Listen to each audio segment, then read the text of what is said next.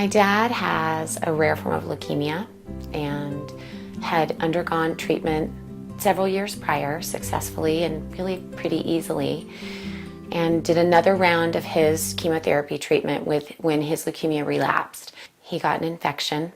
He just got sicker and sicker until he needed to be transferred into the ICU and put on every form of life support that they had available. Right when we were at our weakest and feeling our most helpless and terrified and broken, someone appeared. Their gentleness and their calmness was a balm. We are set aside, unlike all the other disciplines in the hospital, which have a specific task when they come in to meet with family and patients. We are able to have time with them. We don't have any other task but to be present with that person, to listen to what their needs are and to work with them on meeting those needs. Sometimes, I walk into the room, and the first thing I do when I walk out of the room before I order the x-ray or the EKG or anything else is, give me the chaplain. Because I'm going to need some help with this family. They're going to need some help with this process. If we can go in there unjudgmentally, lovingly, and encourage them to find that healing space within themselves, they can find meaning in their illness and find meaning in perhaps what might be end-of-life work for them. It might be just transitional work. One of the wisest chaplains I ever met told me that our wisdom comes from our scars. She was absolutely correct. We have a very broad sense of spirituality that we use, which is basically we want to be able to focus on the beliefs, strengths, and experiences that give them a sense of purpose, meaning, and hope. And that can be defined in any way that they define it.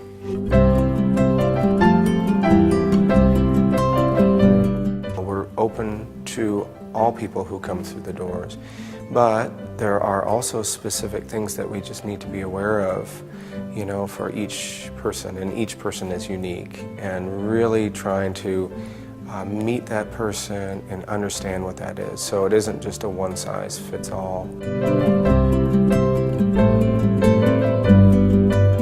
Without the chaplain, I don't know what we would do. For a lot of us, we can get a sense that there's something wrong in the spiritual realm of things for patients and families, but how to address that takes a chaplain, and how to address it right. One of the best things that chaplains can bring to the interdisciplinary table is the idea that we all serve with the spirit of love and compassion. That can be anywhere from mild anxiety or clinical depression to the extent of whether or not the patient has not seen anybody in their room for a while visiting with them, or of course the more obvious things, traumatic events. Maybe they were in an accident and someone was killed in that accident.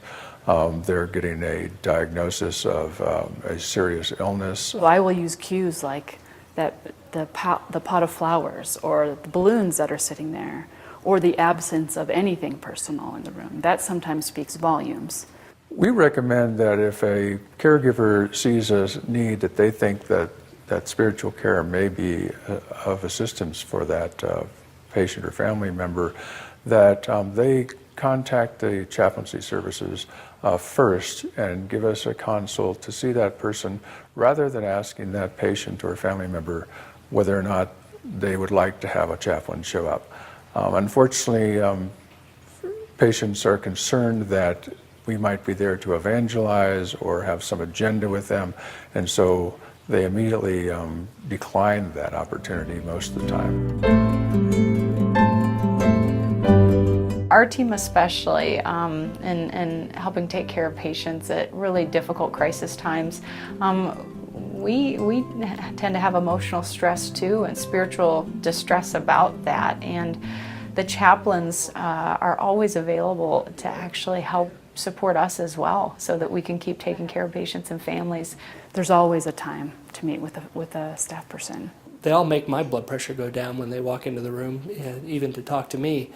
We're not here to fix everybody, but if we can help everybody find peace in their experience, we've stayed out of God's way. We did a good job. To kind of meet us in that spiritual ground, and give us hope.